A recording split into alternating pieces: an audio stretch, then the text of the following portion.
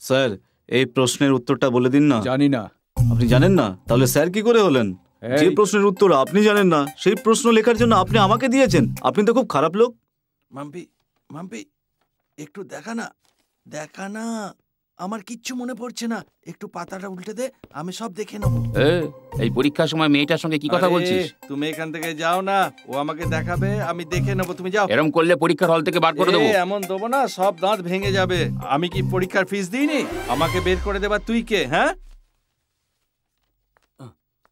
সন্তোষ, সারা রাত ধরে পড়াশোনা করছিলি বুঝি? পাড়ার বাড়িতে এলে আরো ভালো পড়াশোনা। এসব কি হচ্ছে?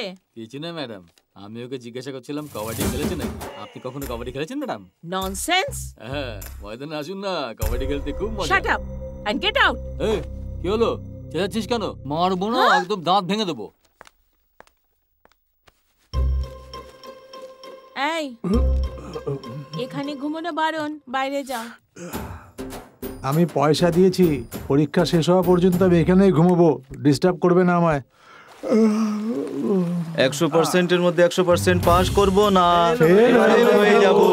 আমার পাশে বসে থাকা মেয়েটা আমাকে কিছু দেখায়নি, তাই আমি ফেল হয়ে যাব। টিচার আমার সাথে কবাডি খেলেনি, তাই আমি ফেল হয়ে যাব। ভগবান চান না আমি পাস করি, তাই আমি ফেল হয়ে যাব। পরীক্ষার হলে আমাকে ভালো করে ঘুমোতে দেয়নি, তাই জন্য আমি ফেল হয়ে যাব। লক্ষ্মীকে আমি ভালো করে দেখিনি, সেই জন্য আমি ফেল হয়ে যাব।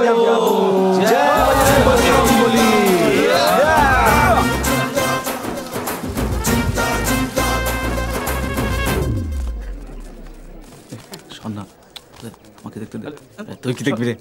আরে দেখতে দে আমাকে। আরে দেখতে দে না বলছি।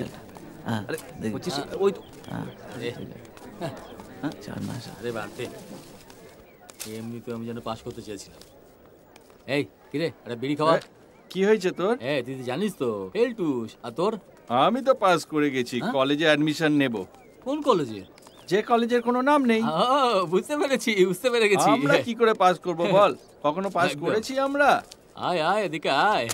এখনো পর্যন্ত আমাদের পাস করানোর মতন কেউ জন্মায়নি। পরের বার ফেল করলে আমার একদম 9 বার কমপ্লিট হয়। তোর কি হলো যোগী? আমি শার্ট তুলে ব্যান্ড পার্টি বাজনা বাজাবো। এই বিড়ি দে না। আয় আয় এখানে আয়। আয়।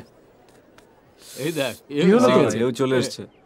এই এরকম মুখ নিচু করে দাঁড়িয়ে আছিস কেন? পাস করে গেলেও বা কি করতিস? আমি পাস করেছি। আমি বলছি না আমি পাস করেছি। পাস হয়ে যাওয়ার পর এরকম মুখ নিচু করে দাঁড়িয়ে আছিস? তুই তো আমাদের দলের মধ্যে প্রথম পাস।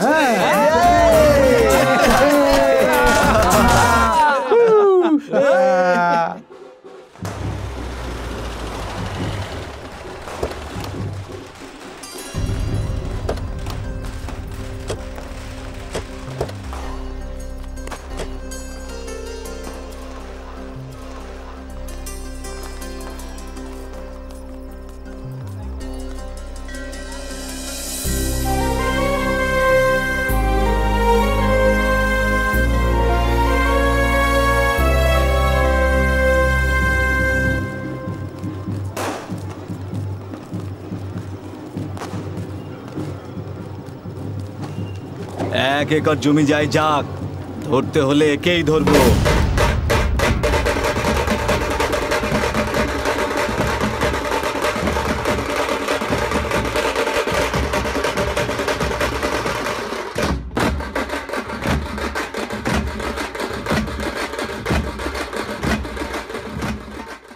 এমনিতেই তোর কাছে কিছু নেই, বাড়িতেও কিছু নেই।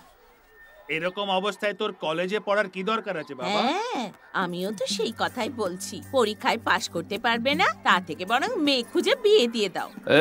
তোর মা তো ঠিক কথাই বলছে বাবা। শোনো, তুমি তোমার ছেলেকে কলেজে পাঠিও না।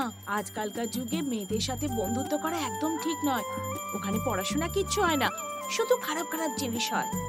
আমার বেকার ছেলেটা পাস করতে পারলো না। যদিও পাস করতো তাহলে ভালো করে কলেজে ভর্তি করে দিতাম না। ভেবে চিন্তে মুখে যা আসে তাই বলতে শুরু করো। বলছো যে মেয়েদের সঙ্গে বন্ধুত্ব করা ভালো হয় না। যাও এখান থেকে যাও।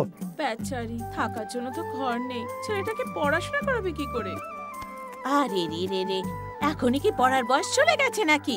আরো 2-3 বছর পড়াশোনা করতে দাও, তারপর না হয় একসাথে পাশ করবে। যে যাই বলুক বাবা, আমি কলেজে পাঠাবো না। আমি আর সহ্য করতে পারছি না। মাসি, তোমাকে চিন্তা করতে হবে না, আমরা সবাই মিলে ভর্তি করে দেবো। একটা ঠাসিয়ে চল লাগাবো। 1 পয়সা রোজগার করার মুরদ নেই, বলছে কলেজে ভর্তি করাবে। কলেজে? এই তোর বউয়ের মুখ দেখে ছেড়ে দিচ্ছি, না হলে আমি তোকে তো আমি চুপ করে বসে যাও।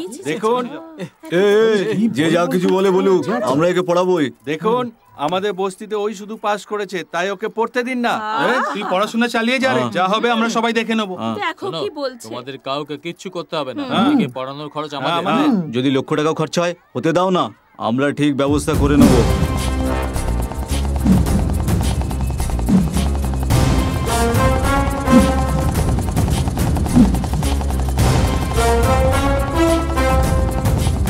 আগে তো সুগারের কাছে মাছি আসতো, এখন তো ফিগারের কাছে মাছি আসছে। এই চুপ কর, তুই কি ফিগার নাকি যে হি হি হি করে হাসছিস? আচ্ছা শোন, ওই মহিলাটা তোর উপরে কমপ্লেন করলো, আর তুই কি করেছিস? এক্সকিউজ মি, আপনাকে কোথাও দেখেছি বলে মনে হচ্ছে, কিন্তু মনে পড়ছে না। আপনি কি আমাকে কোথাও দেখেছেন? এভাবেই আমি 4-5 বার ওনাকে জিজ্ঞাসা করেছিলাম স্যার। তবে তুই ওকে রাতের বেলায় কেন জিজ্ঞেস করেছিলি? স্যার, তাঁবুর মধ্যে হিন্দি সিনেমা দেখছিলাম স্যার, একদম হিরোইনের মতন দেখতে লাগছিল স্যার, তাই জিজ্ঞাসা করেছিলাম স্যার। আচ্ছা, এটা টেন্টে সিনেমা দেখার ফল। হ্যাঁ, স্যার। দাঁড়া একটু, থানায় নতুন স্যার আসছেন, উনি তো তাঁবুর বাম্বু তুলে ফেলবেন।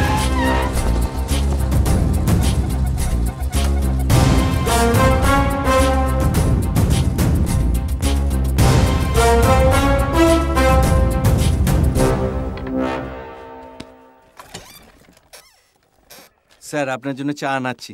এই ছোটু, চা নিয়ে এক্ষুনি। আপনার নাম কি? আমার নাম চন্দ্রপা বোমান স্যার। কোন গ্রাম বিজাপুর থেকে? এখানে কত বছর হলো? 10 বছর ধরে সবাই মিলে আমাকে এখান থেকে প্রমোশন দিয়ে সরাবার চেষ্টা করছে, কিন্তু আমি সেটা সুযোগ দিইনি। আমার বউয়ের প্যারালাইসিস হয়ে যাওয়ার পর থেকে আমার 2টো মেয়েকে নিয়ে কোথায় কোথায় ঘুরবো বলুন তো স্যার। সেই জন্যই সিদ্ধান্ত নিয়েছি এখানেই চাকরি করব, এই গ্রামেই থাকবো স্যার। এই এখানে গ্রামে খুব ভালো স্পেশাল রেশম কি? তৈরি হয় স্যার। এছাড়া তাঁবুর মধ্যে সিনেমা দেখানো হয়, ভীষণ ভালো ভালো সিনেমা দেখানো হয় স্যার। বাবা বাবা বাবা বাহ, দুপুরে দিনের বেলায় ব্লু ফিল্ম দেখার অপরাধে ওকে জেলে ভরে দিয়েছি স্যার, দেখুন না। কেস ও, কেস কোথায়? কেস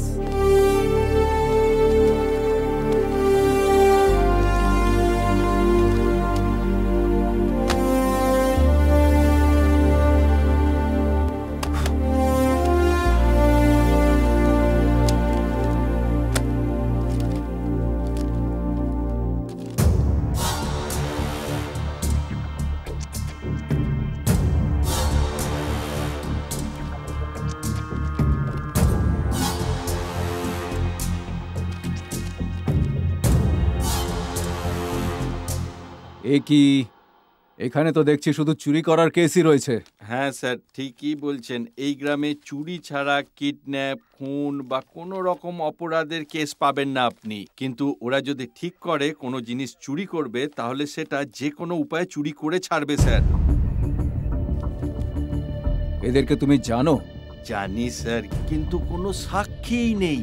কিন্তু যদি সন্দেহর বশে ওদের তুলে এনে জেলে ভরি, তাহলে ওদের জাতের লোকরা এসে এখানে ভাঙচুর, মারামারি, দাঙ্গা লাগিয়ে দেবে স্যার। আস্তে আস্তে আপনিও সব জেনে যাবেন স্যার।